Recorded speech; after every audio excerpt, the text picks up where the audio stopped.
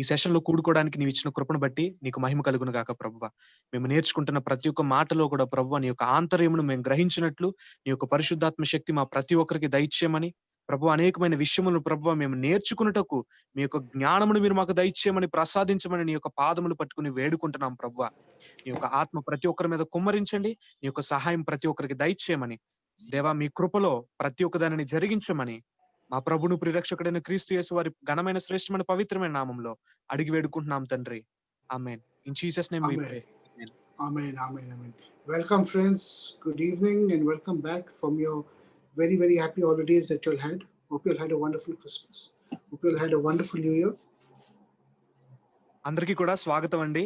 ఈ యొక్క ఆనందకరమైన ఎంతో సంతోషకరమైన పండగ వాతావరణం నుండి ఈ యొక్క దినాలన్నీ గడిపిన తర్వాత మనందరం కలుసుకోయాము.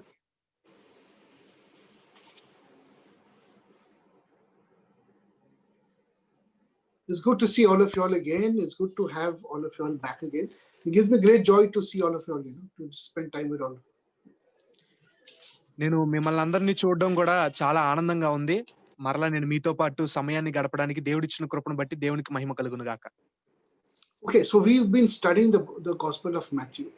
We've reached chapter 3 and towards the end of chapter 3.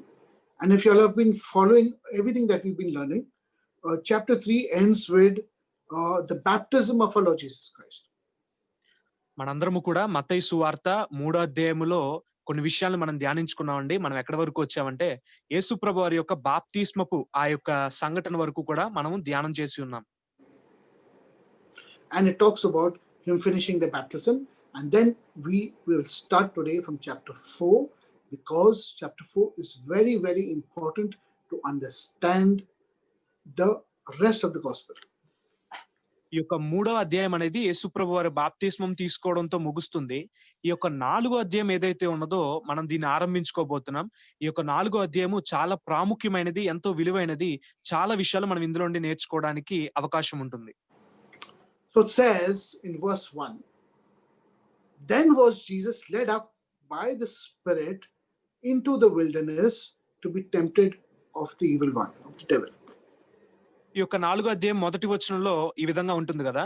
అప్పుడు యేసు అపవాది చేత శోధించబడుటకు ఆత్మ వలన అరణ్యమునకు కొనిపోబడెను. My question is, why does he go into the desert to be tempted of the devil on his own? What is the purpose of it? నా యొక్క ప్రశ్న ఏంటంటే యేసు ప్రభు వారు ఆ యొక్క అరణ్యములోనికి సాతాను చేత శోధించబడటానికి ఆత్మ వలన ఎందుకు అరణ్యంలోనికి వెళ్ళాల్సిన అవసరం ఉంది? If you're only reading the Bible because we are reading it and not trying to understand it and ask ourselves questions, push ourselves to get wisdom and understanding, then we are reaching nowhere in life. మనము ఏదో బైబిల్ను ఈ యొక్క పరిశుద్ధ గ్రంథాన్ని ఏదో పేరుకు చదువుతున్నట్టుగా మనం చదువుకుంటూ వెళ్ళిపోతే దాని వల్ల ఉపయోగం ఉండదు. జ్ఞానానుసారమైన విధానంలో మనం చదివి దాన్ని అర్థం చేసుకుంటేనే దాని వల్ల ఉపయోగం ఉంటుంది. It says that when he was in the desert and he fasted for 40 days and 40 nights, and afterwards he was hungry and he thirsted. అక్కడ ఆయన 40 దినాలు 40 రాత్రులు ఆయన ఉపవాసం ఉన్నట్టు ఆయన ఆ ఉపవాసాలన్నీ కూడా ముగించుకున్న తర్వాత ఆయన ఆకలి కొని దాహం కలిగినట్టుగా మనకు అక్కడ కనిపిస్తుంది. All of the Christian world do not understand this verse because it is the greatest verse in this gospel. చాలా మంది క్రైస్తవులు ఈ యొక్క వచనాన్ని అర్థం చేసుకోలేకపోతూ ఉంటారు. ఈ యొక్క వచనము చాలా విలువైనది, చాలా అద్భుతమైనది కూడా. And this verse is about spiritual responsibility. It's about mutual guarantee that the Bible talks to us about. ఈ యొక్క వచనము ఆత్మీయ సంబంధమైన బాధ్యత, అలాగే ఆత్మలో జరిగించవలసిన కార్యములు, వీటన్నిటిని గురించిన విశ్లేషణ అనేది మనకి ఈ వచనంలో కనిపిస్తూ ఉంటది. It's a word in the Hebrew called arvut, which means mutual guarantee for each other. ఈ యొక్క జరిగే ప్రక్రియకు హెబ్రీ భాషలో అర్వూత్ అనే పదాన్ని ఉపయోగించి చెప్తారు. It is said among the sages that all of Israel is responsible for each other. ఈ యొక్క ఎవరైతే యూదులు వీరందరూ ఉంటారో, పరిసయ్యులు వీరందరూ కూడా యూదా ప్రజలందరూ కూడా ఏమని చెప్తారంటే, ఒకరి ఎడల ఒకరికి బాధ్యత అనేది చాలా ప్రాముఖ్యమైనది అని. Like if I say it in the Hebrew, it simply states as Kol Israel Arovim Zeladze. All of Israel is responsible for one another. One person is responsible for the other person. నేను చెప్పినట్టయితే, సమస్త ఇశ్రాయేలు జనులారా, మీరు ఒకని ఎడల ఒకళ్ళు బాధ్యత కలిగి వ్యవహరించండి అనే మాటలు నేను చెప్తా ఉంటాను. దానికి అర్థం ఏంటంటే, ఒకరి ఎడల ఒకరు బాధ్యత కలిగి జీవించాలి అని. The only reason Jesus came to this earth was to take mutual guarantee and spiritual responsibility for his Jewish brothers and sisters. యేసు ప్రభు వారు ఈ యొక్క లోకానికి ఎందుకు వచ్చారంటే, పరస్పరమైన ఆ యొక్క హామీని, ఆ యొక్క నమ్మకత్వాన్ని పెంపొందించడానికి, ఈ యొక్క ప్రక్రియలన్నీ కూడా జరిగించడానికి యేసు ప్రభు వారు భూమి మీదకి వచ్చి ఉన్నారు. And a spiritual understanding, theology, and the gospel that we have learned in our Christian life is based on this concept of arvut. మనము గ్రాంధికంగా గాని, లేకపోతే క్రైస్తవ్యం గురించి తత్వాలు గాని, వీటన్నిటిని గురించి మనం ధ్యానం చేసినట్టయితే, ఈ యొక్క అర్వూత్ అనబడిన ఈ యొక్క సిద్ధాంతం మీద, ఈ యొక్క అంశం మీదే ఇవన్నీ నడుస్తూ ఉంటాయి. But the only problem is that we as Christians do not have the full understanding of mutual guarantee and spiritual responsibility, and we're going to learn it today from the original Bible, from the original text. కానీ మనం క్రైస్తవులుగా ఈ యొక్క బాధ్యత వహించడము, అర్వూత్ అనబడిన ఈ యొక్క విధానం గురించి సరైన అవగాహన, పూర్తి అవగాహన మనకు లేకపోవటం వల్ల మనం దానికి అనుగుణంగా జీవించలేకపోతున్నాం. కానీ ఈ రోజు మనం దాని గురించి తెలుసుకుని, ఒకరి ఎడల ఒకరు బాధ్యత వహిస్తూ, ఒకరి ఎడల ఒకరు నమ్మకత్వం కలిగి జీవించడం ఎలా అనేది మనం నేర్చుకుందాం. Mutual guarantee or arvut does not mean that I do not do anything and someone does something for me. ఈ యొక్క అర్వూత్ అనబడిన ఆ యొక్క పదము, పరస్పర నమ్మకత్వం అనే ఆ యొక్క పదము అర్థము మనం అర్థం చేసుకున్నట్టయితే, అది మనకి ఏమని భావాన్ని ఇస్తుందంటే, నేను ఒక విషయాన్ని చేయలేకపోతే అది నా పక్షముగా ఇంకొకరు చేయటం. Arvut means that I am doing, I am trying, but I'm falling short of everything. And therefore, by falling short of everything, then somebody can take guarantee for me, because he can see that I'm really trying to achieve spiritual clarity and purity in my life. ఈ యొక్క అర్వూత్ అంటే, నేను ఒక విషయాన్ని చేయడానికి నా యొక్క సాయ శక్తులా నేను ప్రయత్నిస్తున్నప్పుడు, దాన్ని చేయలేక నేను పడిపోయిన స్థితిలో ఉంటే, ఒక వ్యక్తి నాలో ఆ యొక్క పటుత్వమును, ఆ యొక్క పట్టుదలను, నేను చేరుకోవాలనే ఆశను చూసి అతడు నా పక్షముగా ఆ ఆశను నెరవేర్చడమే ఈ యొక్క అర్వూత్ అనబడిన సిద్ధాంతం. So the only reason we asked ourselves the question, why did Jesus go into the desert for 40 days and 40 nights? Because each day Jesus spent in the desert was equal to 1 year that Israel spent in the wilderness of 40 years.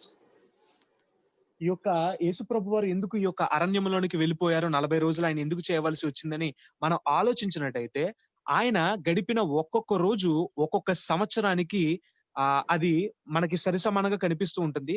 యేసు ప్రభు వారు 40 రోజులు ఆయన చేశారు అంటే, ఆ యొక్క ఇశ్రాయేలీయులు ఐగుప్తులో వారు పడిన ఆ యొక్క బానిసత్వపు దినాలకు అది లెక్కగా సరిపోతుంది.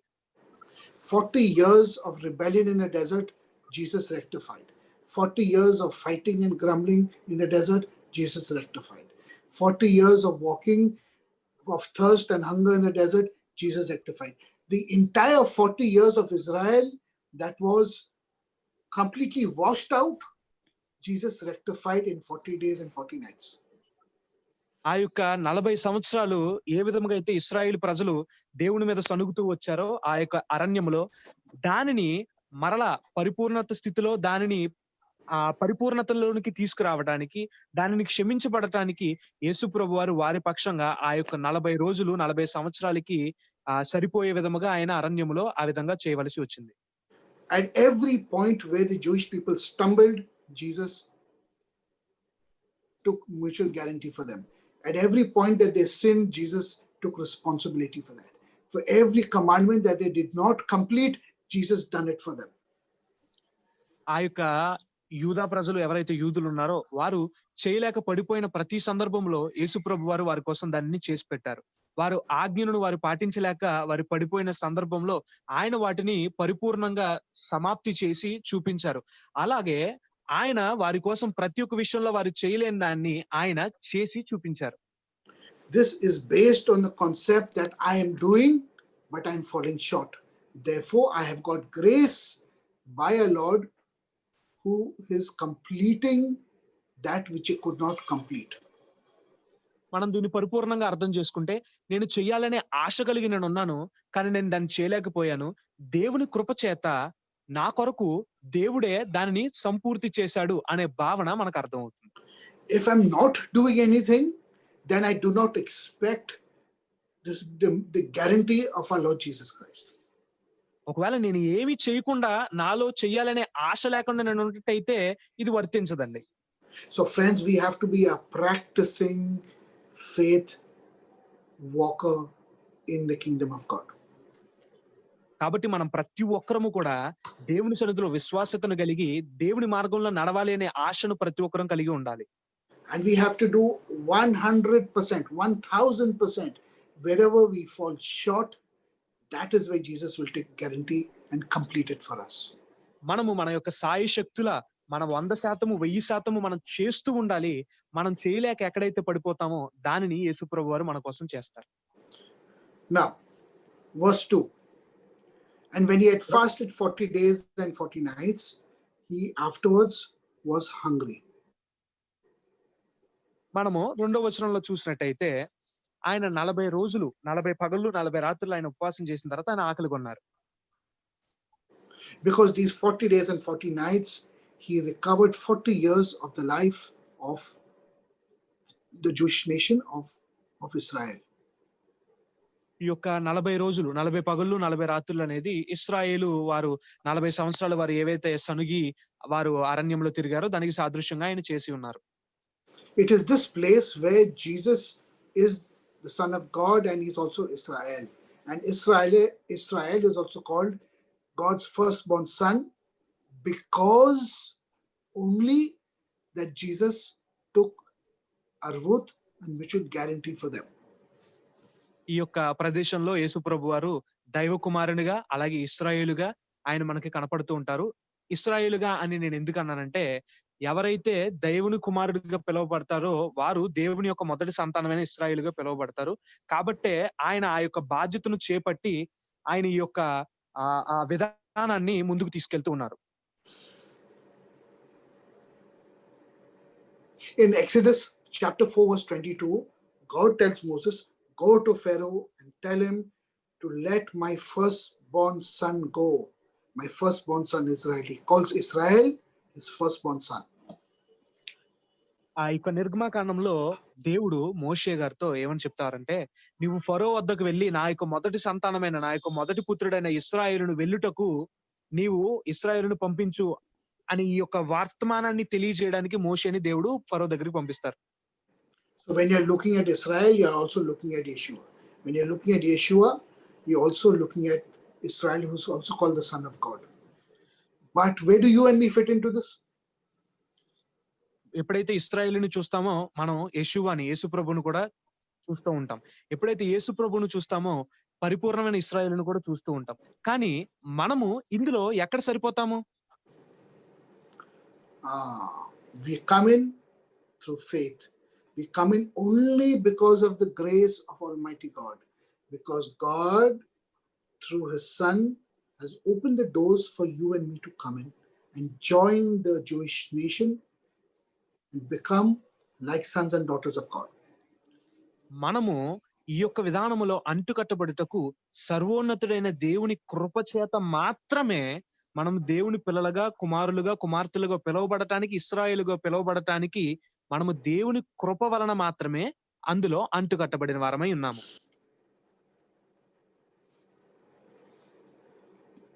Now in verse 3, can you read verse 3? Yes sir. 3వ వచనం చూసినట్టయితే, ఆ శోధకుడు ఆయన యొద్దకు వచ్చి, నీవు దేవుని కుమారుడివైతే ఈ రాళ్లను రొట్టెలు అనుకున్నట్లుగా ఆజ్ఞాపించుమనెను. Why does the tempter come to Yeshua and tell him? He says, if you really be the Son of God, you will take these stones and make them into bread and you will eat it. ఎందుకు ఈ యొక్క అపవాది యేసు ప్రభు దగ్గరికి వచ్చి ఈ రాళ్లను నిజంగా నువ్వు దేవుని కుమారుడివైతే రొట్టెలుగా మార్చుకుని తినమని ఎందుకు చెప్పాడు ఆయన? Why is this coming at this point of time? ఈ యొక్క ప్రత్యేకమైన స్థానంలోనే ఎందుకు ఈ యొక్క సందర్భం జరుగుతోంది? Now, I want you to know that the word stone is the word even in Hebrew, from where we get the word ben, which is son. ఈ యొక్క ఏదైతే రాయి అనే మాట ఉందో, ఈ యొక్క రాయి అనే మాటని హెబ్రీ భాషలో ఎవెన్ అని అంటూ ఉంటాం. ఈ ఎవెన్ అనే ఆ యొక్క పదములో ఉండే బెన్ అనే పదము కూడా వచ్చి ఉన్నది. దానికి అర్థము కుమారుడు. Ben, son, is also where we get the word banoth, which means to build. So ఈ యొక్క బెన్ అనే పదంలో నుండే బనోత్ అనే పదం కూడా మనకు వచ్చింది. దానికి అర్థం ఏమొస్తుందంటే కట్టడము, కట్టబడినది అని అర్థం వస్తుంది. So how do you build the kingdom of God? One son at a time, one child at a time. మనం దేవుని యొక్క రాజ్యాన్ని ఎలా కట్టాలి? ఒక కుమారుణ్ణి ఒకసారి ఒక కుమారుణ్ణి మాత్రమే మనం చేయగలుగుతాం. So effectively, what Jesus is doing out here by taking arvot and mutual guarantee for all the children of Israel, Satan is challenging Jesus. He's saying, you are doing this because you want to save your brothers and sisters Israel. I challenge you to take each stone, each son of Israel, and make them perfect bread to be offered to the Father. I challenge you. He's challenging Jesus here. ఇక్కడ సాతానుడు ఏమని యేసుప్రభు వారికి సవాలు విసురుతున్నాడంటే, ఈ రాళ్ల వంటి ఈ యొక్క పరిస్థితిలో ఉన్న వీరిని నిజమైన రొట్టెలుగా మార్చి, నీ కుమారులు నీ కుమార్తెల కోసం ఏదైతే నువ్వు చేస్తున్నావో నిజమైన రొట్టెలుగా వారిని మార్చమని సాతానుడు యేసుప్రభుకి సవాలు విసురుతున్నాడు. Are you all understanding this? This is very, very important because you have not learned this ever. అందరికీ అర్థమవుతుందండి? మీరు ఎప్పుడు కూడా ఇది వినిన సందర్భం కాదు. అందుకే ఒకసారి జాగ్రత్తగా వినండి. Then in verse 4, 4వ వచనంలో చూస్తున్నట్టయితే, అందుకు ఆయన మనుషుడు రొట్టె వలన కాదు గాని దేవుని నోటి నుండి వచ్చే ప్రతి మాట వలన జీవించును అని వ్రాయబడి ఉన్నదన్నాను. he says, man shall not live by bread alone, but by every word that proceeds out from the mouth of God. In other words, Jesus is saying, don't you try and challenge me in what I'm doing. That has got nothing to do with you. He is reverse challenging Satan out here. ఇక్కడ యేసుప్రభు వారు సాతానుడికి తిరిగి ఆయన సవాలు విసురుతున్నాడు. ఏమనంటే, రాళ్ళు బట్టి, రొట్లు బట్టి, వీటిని బట్టి కాదు గాని కేవలము దేవుని బట్టే మార్పు అనేది జరుగుతుంది. దేవుని బట్టే సమస్తము జరుగుతుంది. ఇక్కడ నీకు సంబంధం లేని విషయం అన్నట్టుగా యేసుప్రభు వారు అక్కడ మళ్ళా తిరిగి సవాలు విసురుతున్నారు. Jesus is saying, don't try and put spiritual pride into me by saying that I am doing this for my brothers and sisters so that I will think that I have a great name in front of God. I don't need this. This is what's happening between Jesus and the tempter out here. ఇక్కడ యేసుప్రభు వారు ఏమంటున్నారంటే, నేను ఈ యొక్క విధమైన ప్రక్రియ నేను చేస్తున్నానని అందరూ నన్ను మెచ్చుకోవాలి, ఏదో గొప్పగా ఉండాలనే విధానంలో నేను చేయట్లేదు గాని దీన్ని పరిపూర్ణము చేయుటకే నేను దీన్ని చేస్తున్నానని యేసుప్రభు వారు సాతానుడితో పలికారు. వారిద్దరి మధ్య జరిగిన సంభాషణ అది. Friends, the battle and the war between the tempter and Jesus is on a very different level than what you and me understand. ఇక్కడ యేసుప్రభు వారికి సాతానికి మధ్య జరిగిన ఈ యొక్క యుద్ధం అనేది మనందరం అర్థం చేసుకునే విధానంలో కాదు గాని అది చాలా వేరే విధానంలో జరిగింది. Verse 5. And 5వ వచనం. the devil takes him up to a holy city and into the holy city and sets him on a pinnacle of the temple. అంతటా అపవాది ఏం చేశాడంటే పరిశుద్ధ పట్టణంలో ఉన్న దేవాలయపు శిఖరానికి తీసుకెళ్లి యేసు ప్రభుని నిలబెట్టాడు. Which is the holy city? పరిశుద్ధ పట్టణం అంటే ఏదండి? Jerusalem. యెరూషలేము అనేది పరిశుద్ధ స్థలం, పరిశుద్ధ పట్టణం. And it took him to the cornermost portion of the temple, right on top to the highest place, and he took him over there. ఆ యొక్క పరిశుద్ధ పట్టణములో ఉన్న ఆ యొక్క దేవాలయపు ఎత్తైన శిఖరం మీద, ఎత్తైన ప్రదేశంలో యేసు ప్రభు వారిని నిలబెట్టాడు. Now I have to ask myself another question out here. ఇక్కడ నన్ను నేనే ఇంకొక ప్రశ్న వేసుకోవాల్సి ఉంది. What power does Satan have that he could take our Lord Jesus and take him physically to another place altogether? ఇక్కడ సాతానుడికి ఏ అధికారం ఉందని, ఏ శక్తి ఉందని మన ప్రభు అయిన యేసుక్రీస్తును అతడు ఆ విధంగా తీసుకువెళ్ళటానికి? Have you ever thought about this? ఈ విధంగా మీరు ఎప్పుడైనా ఆలోచించారండి? No, we don't think about these things, my friends. మనం ఎప్పుడు కూడా ఇట్లాంటి విషయాల గురించి ఆలోచించమండి. We have to understand that Satan also is given a certain amount of power in the physical creation. ఇక్కడ మనం అర్థం చేసుకోవాల్సింది ఏంటంటే సాతానుడికి కూడా ఈ యొక్క శారీర సంబంధమైన, ఈ యొక్క బాహ్య సంబంధమైన ఈ యొక్క ప్రపంచములో అతడికి కూడా కొన్ని అధికారాలు ఇవ్వబడ్డాయి. But we also must understand that Jesus humbled himself and became human and flesh, although he had all the power in the world, but he subjected himself to this physical creation. యేసు ప్రభు వారు ఎంత అద్భుతమైన వ్యక్తి అయినప్పటికీ కూడా ఆయన తనను తాను తగ్గించుకుని రిక్తునిగా మన రక్త మాంసాల్లో పాలి భాగస్థుడై వచ్చాడు కాబట్టి ఆయనకి విశ్వాల మీద అధికారం ఉన్నప్పటికీ కూడా ఆయనను ఆయనే అప్పగించుకున్నట్టు మనం చూస్తూ ఉంటాం. And then he says, if you are the Son of God, jump from here, take your own life. Maybe the angels of God will come and hold you in their arms. నువ్వు నిజంగా దేవుని కుమారుడు అయితే ఇక్కడ నుండి దూకేసి ఒకవేళ దేవుని యొక్క దేవదూతలు వచ్చి నిన్ను కాపాడతాయేమో ఒకసారి పరీక్షిద్దాం. What is he doing on top of the temple? అక్కడ ఆ యొక్క ఎత్తైన శిఖరం మీద ఏం చేస్తున్నారండి? You see, the temple represents the highest place on earth for the dwelling presence of God. ఈ యొక్క దేవాలయము అనేది ఈ యొక్క భూమి మీద అత్యున్నతమైన స్థానము కలిగి ఉన్నది. ఎందుకంటే అక్కడ దేవుని యొక్క ప్రసన్నత ఉంటుంది. By telling Jesus, you jump from the highest place to the lowest place, he's saying, you come down from heaven and try and save humanity. Come down to heaven. It's between you and me. He's challenging Jesus all over again. Come, we'll see who will win. ఇక్కడ యేసు ప్రభుతో అతడు ఏమంటున్నాడంటే ఆ యొక్క పరలోకం నుండి నువ్వు కిందకు వచ్చేయి, నువ్వు నేను చూసుకుందాం అని మరలా యేసు ప్రభు వారికి అతడు సవాల్ విసురుతూ ఉన్నాడు. Oh, you are going to come from heaven to earth and you're going to save humanity. Come, jump from there. You lose your life down at it. Come. He's challenging Jesus. నువ్వు పరలోకం నుండి కిందకు వచ్చి ఈ మానవులందరినీ రక్షిస్తావా? అయితే పరలోకం నుండి కిందకు దూకే, నువ్వు చనిపోతావు, చూసుకుందాం మన ఇద్దరం అన్నట్టుగా సాతానుడు యేసు ప్రభుతో మాట్లాడుతూ ఉన్నాడు. Then Jesus says, he says, it is written, thou shalt not tempt the Lord thy God. వెంటనే యేసు ప్రభు వారు ఏమన్నారో తెలుసా?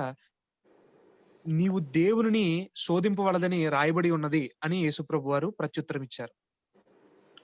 Jesus is saying, he's telling Satan, this has got nothing to do with you, whether I come from top to down or how I come or when I come.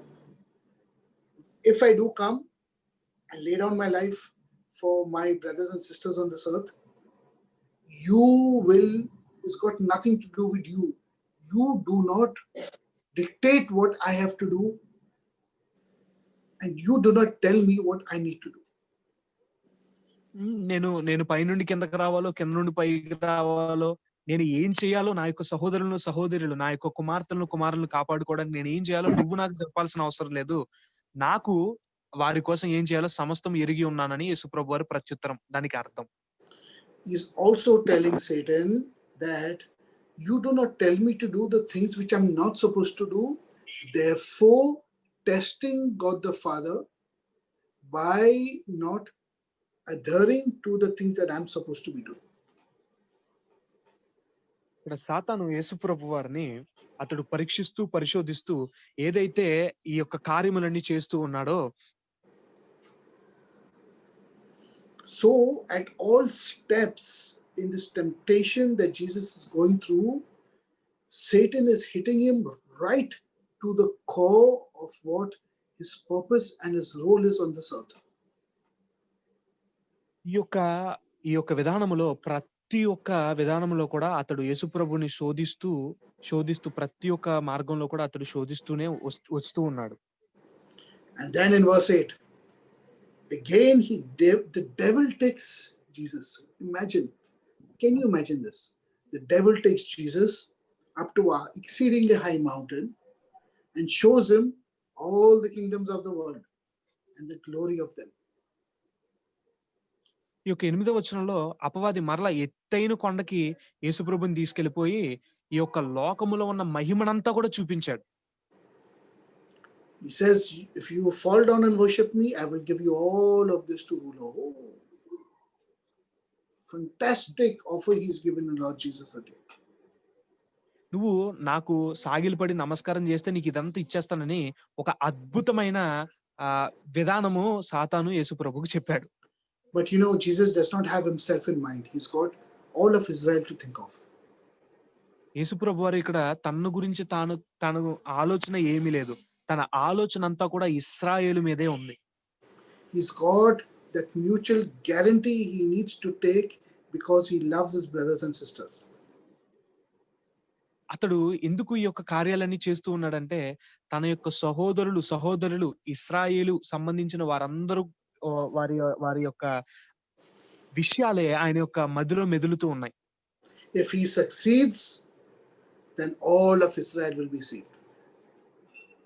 ఆయన గనక దీన్ని విజయం సాధించాడంటే ఇశ్రాయేల్ అంతా కూడా రక్షించబడతారు. Jesus says somewhere, I think he says, if I be lifted up, I will draw all men unto me. అందుకే యేసుప్రభు వారు ఒక చోట చెప్తారు, నేను ఎత్తబడినట్టయితే నాతో పాటు అందరినీ కూడా తీసుకుని వెళ్తాను అని. Verse 10, and then Jesus said unto him, get thee hence, Satan, for it is written, thou shalt worship the Lord your God, and him only shall you serve. వెంటనే యేసుప్రభు వారు సాతాను పో, నీ దేవునికి తప్ప ఇంకెవ్వరికి కూడా నువ్వు సేవించాల్సిన విధానము లేదని రాయబడిందని యేసుప్రభు వారు చెప్పారు. All the things that Israel went through 40 years in the desert, Jesus went through the same things and he overcame all of them. ఏవైతే ఈ 40 సంవత్సరాలు ఇశ్రాయేలీలు ఆ యొక్క అరణ్యములో వారు ఏవైతే పాట్లు పడ్డారో, ఏవైతే శోధనల చేత శోధించబడ్డారో అవన్నీ కూడా యేసుప్రభు వారు ఇక్కడ అనుభవించారు. And then verse 11 says, and then the devil leaves him, and behold, angels came and ministered unto him. వెంటనే ఈ ప్రక్రియను ఎప్పుడైతే యేసుప్రభు వారు ముగించారో, దీనిని గెలిచారో, దేవదూతలు వచ్చి ఆయనకు పరిచర్య చేసినట్టుగా మనం చూస్తూ ఉంటాం. So this entire life of Jesus on this earth is about one simple concept. It's about spiritual guarantee and spiritual responsibility, first for his Jewish brothers and sisters, and then you and me who are grafted into them through Yeshua in faith. ఈ యొక్క మొత్తం ప్రక్రియ అంతా కూడా మనం చూసినట్టయితే ఆయన ఆత్మీయ సంబంధమైన మనకి నమ్మకాన్ని కలిగించుటకు, అలాగే ఆ అర్వోత్ అనే దానిని ఆయన పరిపూర్ణము చేయుటకు, ఈ యొక్క విధానం అంతా కూడా ఆయన పూర్తి చేయుటకు దీన్నంతా కూడా చేసినట్టుగా మనకు కనిపిస్తూ ఉంది. It's very simple to know that when you see your brothers and sisters who are toiling in the kingdom, who are working in the kingdom, and who are falling short of anything, you have the guarantee and the spiritual responsibility to go and complete it for them. ఈ యొక్క మన యొక్క సహోదరులు సహోదరులు ఎవరైతే దేవుని రాజ్యంలో వారు ఎంతో ప్రయాసతో వారు పనిచేస్తూ ఉన్నారో, కానీ పనిచేస్తూ ఉన్నప్పటికీ వారు పడిపోతూ ఉంటే మనము వారి పక్షంగా దానిని చేయవలసిన వారమై ఉన్నాం. ఆ యొక్క బాధ్యత మనందరి మీద ఉంటుంది. If you do not accomplish arvut in your personal life, then you are falling short of the golden rule that God has put for each one of us. ఈ యొక్క అర్వూత్ అనే దానిని మనం మర్చిపోయినట్టయితే దేవుడు మన మీద పెట్టిన అత్యధికమైన ప్రాముఖ్యమైన బాధ్యతను మనం విడిచిపెట్టిన వారమై ఉన్నట్లుగానే దానికి అర్థం. If we are willing to take guarantee of another human being, we will save a soul. మనము ఇతరుల ఎడల బాధ్యత వహించే వారముగా మనం ఉన్నట్టయితే మనము మన యొక్క ఆత్మను రక్షించుకున్న వారమవుతాము. If you do a commandment, a good deed, a charity, or anything for another person, on behalf of another person, not because you want to be good in the sight of God, because you want that goodness and those merits of those deeds to be ascribed for that person, not for you. మనం ఏదైనా ఒక ఆజ్ఞను మనం నిర్వర్తించి లేకపోతే ఒక మంచి కార్యాన్ని మనం చేసి ఒక పరిచర్య మనం చేసినట్టయితే మనము దేవుని సన్నిధిలో మంచివారుగా కనిపించుటకు కాదు గాని ఎవరైతే దానిని చేయలేకపోయారో వారి తరపున దాన్ని చేస్తే అది ఆ యొక్క దానికి సంబంధించిన విధానం అంతా కూడా ఆ వ్యక్తికే చెందుతుంది. So arvut even spreads into kindness, it spreads into compassion, it spreads into charity, it spreads into many areas of our lives. ఈ యొక్క అర్వూత్ అనేది మనకి సంబంధించిన పరిచర్య కావచ్చు, లేకపోతే మనం ప్రేమ చూపించే విధానం కావచ్చు, ఎవరికైనా సేవ చేయడం కావచ్చు, ఇవన్నీ కూడా చాలా విధానాలుగా ఈ యొక్క అర్వూత్ అనేది మనకు కనిపిస్తుంది. You know, so Jesus had such perfect guarantee for his Jewish brothers and sisters and you and me today that he fine-tuned even the smallest and the finest of details of life and creation for us.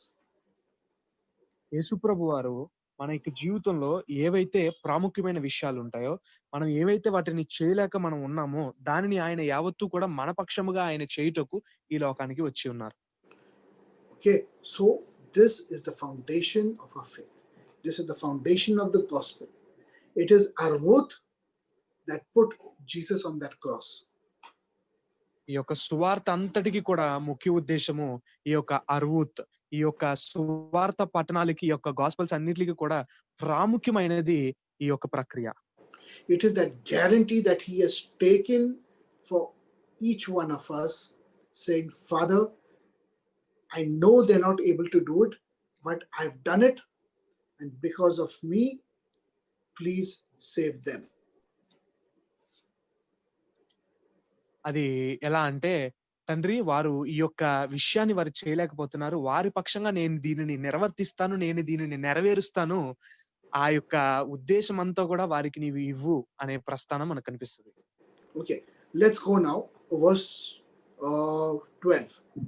Now when Jesus heard that John was cast into prison, he departed into the Galilee. ఇక్కడ బాప్తిస్మిచ్చి యోహాను గారిని చెరపట్టుబడినట్టు యేసుప్రభు వారికి వినపడి గలిలయకు ఆయన తిరిగి వెళ్ళిపోతారు. Why did he leave into the Galilee?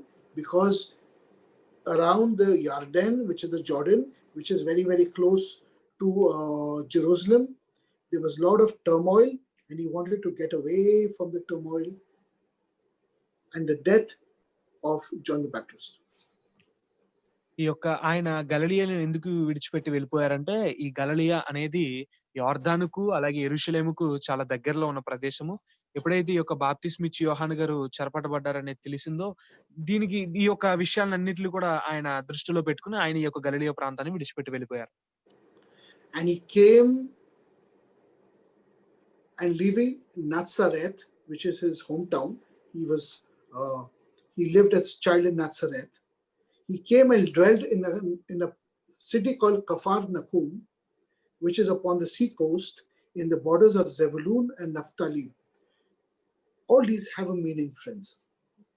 ఆయన తన యొక్క బాల్యంలో ఏ ప్రాంతంలో అయితే పెరిగారో ఆ యొక్క నజరేతును విడిచిపెట్టి వెళ్ళిపోయి జబులూను నఫ్తాలి అనబడిన వారి యొక్క ప్రదేశములలో సముద్ర తీరంలో ఉన్న కపర్నహూము అనబడిన ప్రాంతానికి వచ్చి ఉన్నారు ఆయన.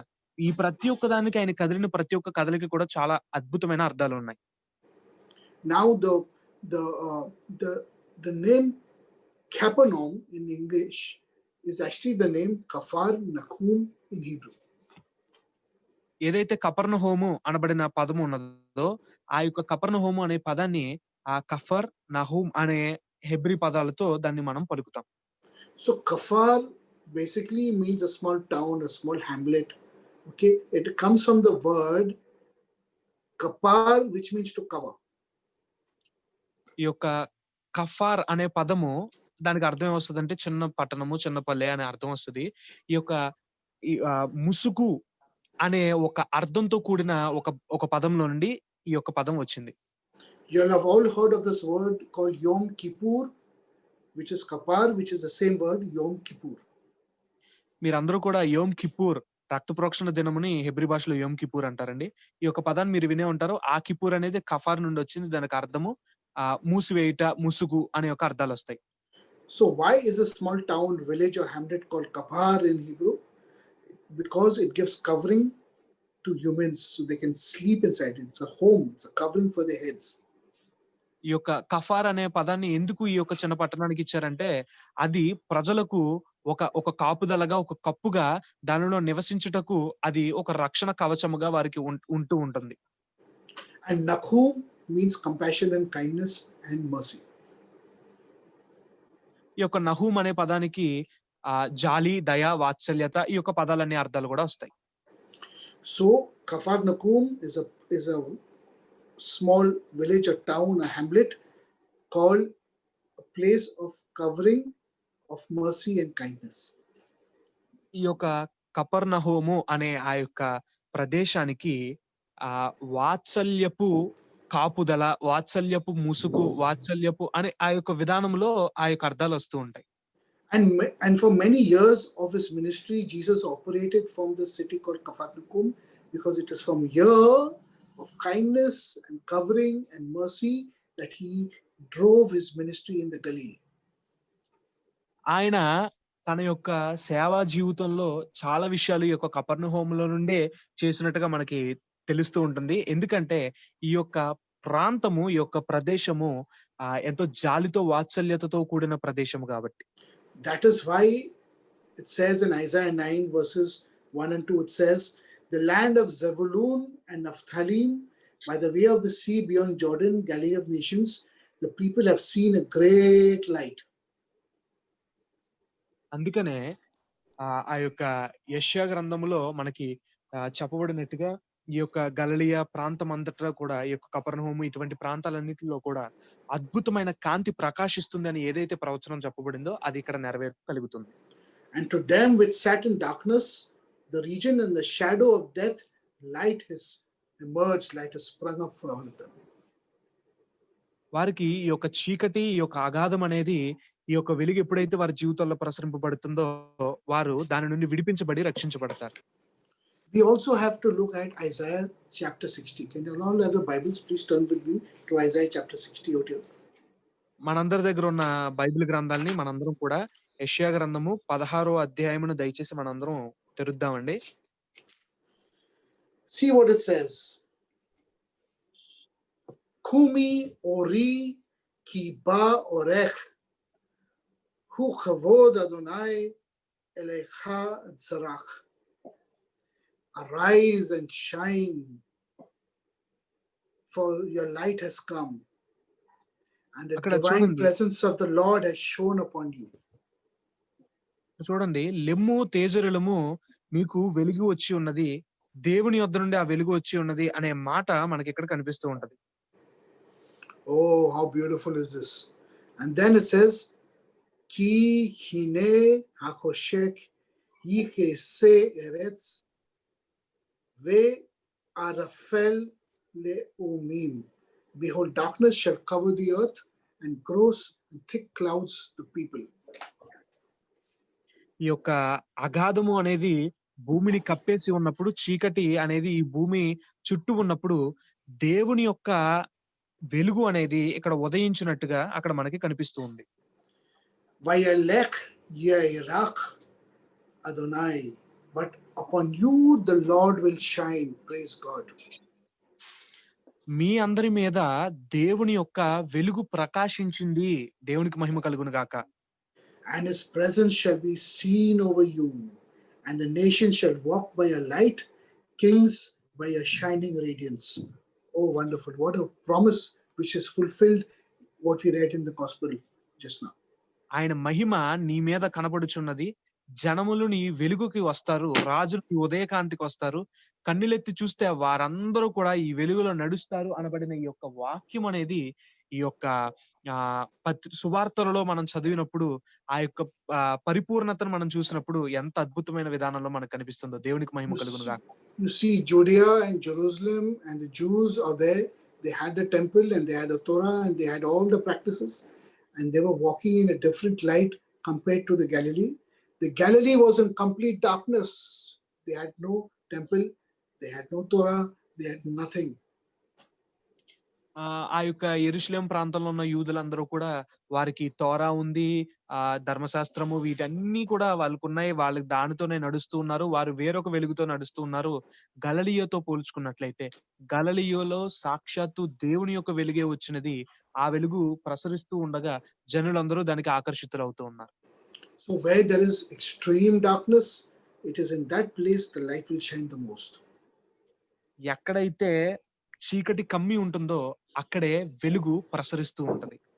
That's why it says arise and shine, which means Isaiah 60 is telling us arise.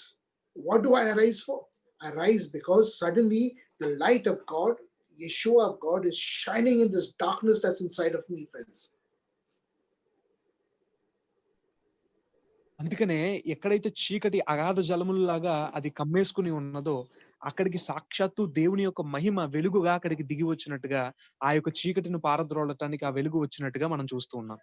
And the light is shown into darkness, and they've seen a great light, and arise and shine, for this darkness now, for this light now will be a shining light for all the nations. అందుకనే లెమ్ము తేజరెల్లుము, మీకు వెలుగు అనుగ్రహించబడి ఉన్నది. ఆ వెలుగు ఇప్పటి నుండి ప్రసరించబోతూ ఉన్నది. అది ప్రకాశించబోతుంది. ఆ ప్రకాశమానంలోనే మీరు అందరూ నడవలసి ఉన్నదనే ఉద్దేశములో అక్కడ రాయబడినట్టుగా మనం చూస్తూ ఉన్నాం. So what is the Bible actually telling us? It's telling us about a physical light? No, it's talking about a light in the soul of each one of us. Bible ఏం చెప్తుంది? ఇది ఏమన్నా మనకి శరీర సంబంధమైన వెలుగు గురించి చెప్తుందా? కాదు. ఆత్మ సంబంధమైన వెలుగు గురించి అది చెప్తుంది. ఆ వెలుగు ద్వారా మన ప్రతి ఒక్కరి ఆత్మ నడిపించబడవలసిన ఆవశ్యకత ఉన్నది. It's talking about allowing that light, which is Yeshua himself, to shine inside of us and dispel that darkness. ఈ యొక్క వెలుగు సాక్షాత్తు యెషువా యేసుప్రభు వారే మన యొక్క జీవితంలో ఆయన ప్రసరించబడి ఆయన వెలిగించబడితే ఆ యొక్క వెలుగు మన జీవితంలోకి వచ్చినప్పుడు మన యొక్క చీకటి అంతా కూడా అది బయటికి పారవేయబడి ఆ వెలుగు ప్రకాశిస్తూ ఉంటుంది. See, you have to, if you are walking in darkness, you have to come to this place called Kafar Nukum in your life, where you will receive a covering of compassion, kindness, and mercy of God. ఎంతటి చీకటి పరిస్థితుల్లో ఉన్నప్పటికీ కూడా మనమందరము కూడా ఈ కపెర్నహూము అనబడిన ప్రదేశానికి రావాలి. ఆ యొక్క మహిమ, ఆ యొక్క జాలి, దయాళత్వము వీటన్నిటికి అనుగుణమైన ఆ యొక్క కప్పును మనమందరము కూడా కలిగి ఉండాలి. Verse 17. And from that time Jesus began to preach and to say, repent, for the kingdom of heaven is close, it's coming, it's at hand. అప్పటి నుండి యేసుప్రభు వారు పరలోక రాజ్యం సమీపిస్తుంది, మారుమనసు పొందండి అని చెప్పి ఆయన ప్రకటించడం మొదలు పెట్టారు. See, it says kero ve amor shuvu, repent. The word shuvu is to repent. Shuvu ki haniya malchut hashamayim, for coming close is the kingdom of heaven, very, very close. So Jesus was this light, friends. Jesus must shine in each one of us. యేసయ్య మారు మనసు పొందండి, మారు మనసు పొందండి. పరలోక రాజ్యము సమీపముగా ఉన్నది అని ఆయన ప్రకటిస్తూ ఉన్నారు. యేసు ప్రభువారు వెలుగై ఉన్నారు. ఆ యొక్క వెలుగు ప్రకాశిస్తూ ఉన్నది. Verse 18. And Jesus 18వ said, walking by the Sea of Galilee, saw two brothers, Shimon called Peter, and Andre his brother, casting a net into the sea, for they were fisher people. యేసయ్య గలిలయ సముద్ర తీరాన నడుచుకుంటూ వెళ్తున్నప్పుడు ఇద్దరు సహోదరులను చూశారు. అందులో పేతురు అనబడిన సీమోను అనే ఒక వ్యక్తి, అలాగే తన యొక్క సహోదరుడైన ఆంద్రేయ, వీరిద్దరూ ఏం చేస్తున్నారంటే వలలు వేస్తూ ఉన్నారు. ఎందుకంటే వాళ్ళు జాలరులు కాబట్టి. And just looking at them, Jesus said, follow me, and I will make you fishers of men. వెంటనే యేసుప్రభు వారు వారితో అన్నారు, నన్ను వెంబడించండి, నేను మిమ్మల్ని మనుషులు పట్టే జాలరులుగా చేస్తా అన్నారు. And now this is very strange. How come just with a few words they just left everything they had and just followed Jesus? ఈ యొక్క వచనం చాలా విచిత్రంగా ఉంటది. ఏదో చెప్పిన ఆ 2, 3 ముక్కలను బట్టి వారి యొక్క జీవనోపాధులను వదిలేసి వచ్చేసి అంత ఏముంది అందులో? The Bible is telling us a process of how Jesus was bringing people into his yeshiva and forming a yeshiva and forming a, a, a, a yeshiva of 12 disciples that is going to represent the 12 tribes of Israel. మనకి Bible క్రమేపీ యేసుప్రభు వారు ఆయన యొక్క పాఠశాల ఏదైతే యెషీవా Hebrew భాషలో అనబడుతుందో యెషీవా ఆయన ఆరంభిస్తున్నట్టుగా ఈ 12 మంది శిష్యులతో ఆ యొక్క యెషీవాని ఆయన ఆరంభించినట్టుగా మనకు కనిపిస్తూ ఉన్నది. And through these 12 disciples, each tribe of the tribes of Israel would be rectified through the process of Arvut. ఈ యొక్క 12 మంది శిష్యుల ద్వారా ఒక్కొక్క జాతి వారు, ఒక్కొక్క తెగవారు, ఇశ్రాయేలు 12 గోత్రాల్లో ఒక్కొక్కరు ఒక్కొక్క గోత్రపు వారిని వారు మార్పు చెందించారు. By teaching them to love and take mutual guarantee and responsibility for each other. ప్రేమించుట, అలాగే ఒకరి ఎడల ఒకరు పరస్పరమైన నమ్మకత్వాన్ని కలిగించుకొనుట, బాధ్యత వహించుట అనేది వారు బయటికి ప్రసరింప చేయగలిగారు. But my question is, how are these people who are work people? They were just doing their work and suddenly they just leave everything and they follow Jesus. Why? కానీ నా ప్రశ్న ఏంటంటే, వారు ఏదో పని చేసుకుంటూ ఉన్నారు. యేసుప్రభు వారు మాట్లాడగానే వారి పనిని పక్కన పెట్టేసి జీవనోపాధినే వదిలేసి వచ్చేసి అంత ఏమున్నది? ఎందుకని? And even Yaakov, the son of Zavdi, and Yochanan, his brother, they also left their father and they followed Jesus. Why did they all follow Jesus like this? అలాగే యాకోబు, తన యొక్క సహోదరుడైన యోహాను, వీరందరూ కూడా వారి యొక్క పనులన్నీ పక్కన పెట్టేసి యేసుప్రభు వారిని వెంబడించి వెళ్ళిపోతున్నారు. ఎందుకు ఈ విధంగా జరిగింది? Because Jesus had something very, very special about him. 1. 2 is, when he called you, and when he does call you, you cannot say no to him. మొదటిది ఏంటంటే యేసుప్రభు వారిలో ఏదో ప్రత్యేకమైనది ఉన్నది. 2, ఎప్పుడైతే ఆయన పిలుస్తాడో ఇంకేం చెప్పడానికి ఉండదు. You see, all these people in the Galilee were living in a darkness, like what we read. But in their heart, they were yearning for light. They were yearning for the Messiah to come. They were waiting and they were wanting the Messiah. ఈ యొక్క గలిలయ ప్రదేశంలో ప్రజలందరూ కూడా చాలా చీకటిలో ఉన్నారు. వారందరికీ కూడా యేసు ప్రభువు యొక్క ఆవశ్యకత ఉన్నది. ఆ యొక్క వెలుగు యొక్క ఆవశ్యకత ఉన్నది. వారి జీవితంలో వెలుగు ప్రకాశించాలని వారు కోరుకుంటూ ఆ యొక్క అవసరతలో వారు ఉన్నారు. They all were learned. They all knew that one day the Messiah would come. And when he came in front of them, they left everything and they followed him. వారందరూ కూడా మెస్సయ్య వస్తాడని ఎంతో ఆశగా వేచి ఉన్నారు. ఎప్పుడైతే మెస్సయ్య వాళ్ళ ముందుకు వచ్చి నిలబడ్డాడో వెంటనే వారి పనులన్నీ పక్కన పెట్టేసి వచ్చేసారు ఆయన దగ్గరికి. Then Jesus went about the Galilee, teaching in the synagogues and preaching the gospel of the kingdom and healing all manner of sicknesses and manner of diseases among people. యేసు ప్రభువారు సమాజ మందిరంలో బోధిస్తూ రాజ్యాన్ని గురించిన సువార్త ప్రకటిస్తూ ఉన్నారు. ప్రతి వ్యాధి, రోగము వీటన్నిటి నుండి కూడా జనాల్ని స్వస్థత పరుస్తూ ఉన్నారు గలిలయలో. Now my question is, what is Jesus doing in the synagogues? నా యొక్క ప్రశ్న ఏంటంటే యేసు ప్రభువారు సమాజ మందిరంలో ఏం చేస్తున్నారు? Jesus was a Jew. యేసు ప్రభువారు యూదుడు. He was born a Jew. ఆయన యూదుడుగానే పుట్టాడు. He was circumcised on the 8th day. ఆయన 8వ రోజున సున్నతి పొందారు. He kept Shabbat. ఆయన సబ్బాతును ఆచరించాడు. He kept every festival according to the law of the Torah of Moses.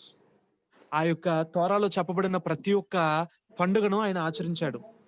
He never broke a single commandment of the Torah. ఆయన ఒక్క ఆజ్ఞను కూడా ఆయన వ్యతిరేకించలేదు, ఒక్క ఆజ్ఞను కూడా తప్పిపోలేదు ఆయన. Therefore, he was blameless in the sight of the Father. కాబట్టే ఆయన తండ్రి అయిన దేవుని ఎదుట మచ్చలేని వాడిగా, మలినం లేని వాడిగా కనిపించాడు. But I have a question for everybody. మీ అందరికీ కూడా నా యొక్క ప్రశ్న, Did Jesus offer offerings and sacrifices in the temple?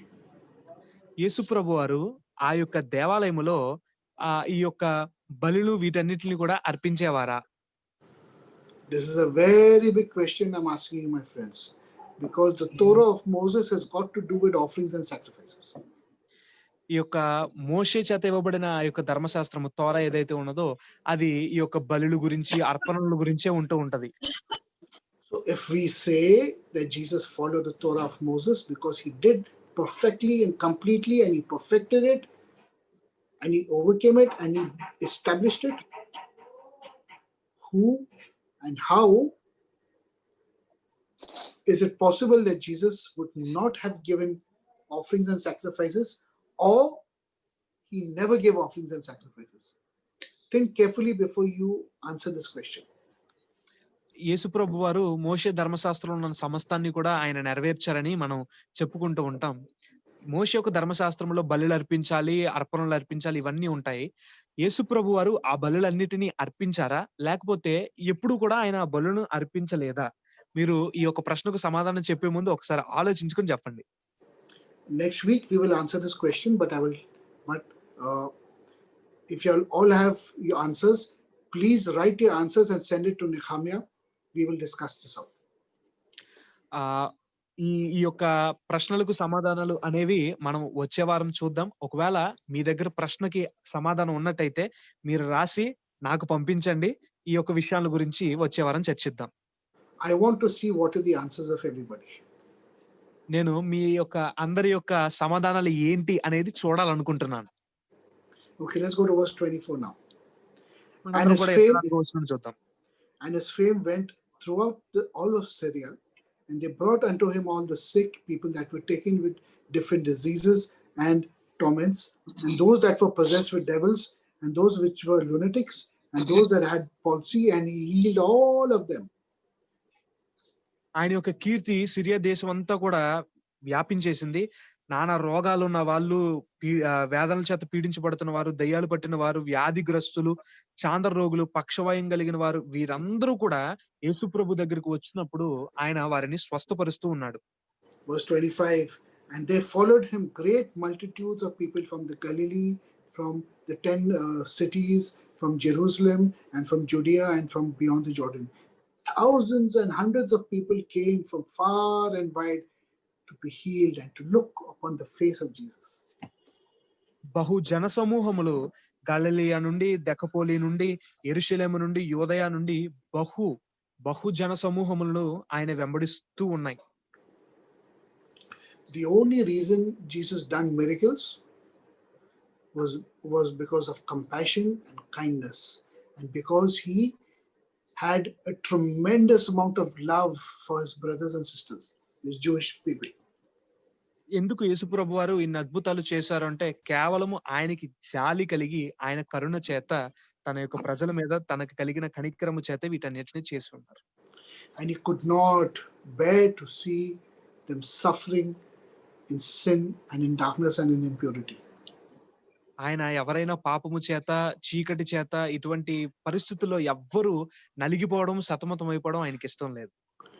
If he had an option of not doing a single miracle, he would not have done. ఆయన ఈ యొక్క జాలితోనే ప్రతి ఒక్క అద్భుతాన్ని చేసి ఉన్నారు గాని ఏమి స్వంతం కోసం ఏది చేయలేదు.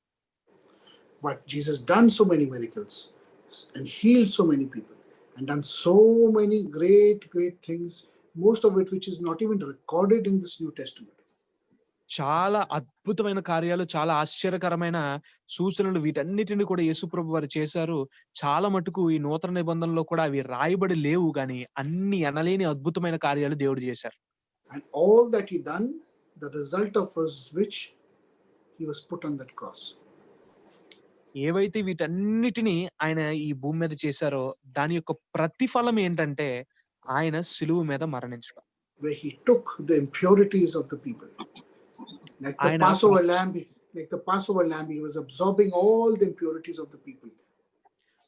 ఆయన ప్రతి ఒక్కరి పాపములు, ఆయన ప్రతి ఒక్కరి శాపములు ఆయన గ్రహిస్తూ, ఆయనలోనికి దాన్ని పీల్చుకుంటూ, ఎలాగైతే ఒక పస్కా గొర్రెపిల్ల ఎలా అయితే అందరి పాపాలని పీల్చుకుంటదో, అలాగే ఆయన ఈ యొక్క సమాజంలో ఉన్న వారి అందరి పాపాలని పీల్చుకుంటూ ఆయన సిలువ మీద మరణించారు. Praise God, praise the Father for such a beautiful provision of salvation, kindness and his mercy through his son Yeshua. తండ్రి అయిన దేవుడు మన ఎడల కలిగి ఉన్న ఆ జాలి, కరుణ, వాత్సల్యతను బట్టి ఆ తండ్రి అయిన దేవునికి మహిమ కలుగును గాక, తన ఏకైక కుమారుని మన కోసం పంపినందుకు. So friends, till we meet next Thursday, I hope all of you will have your answers ready, and we would like to discuss it next Thursday, friends.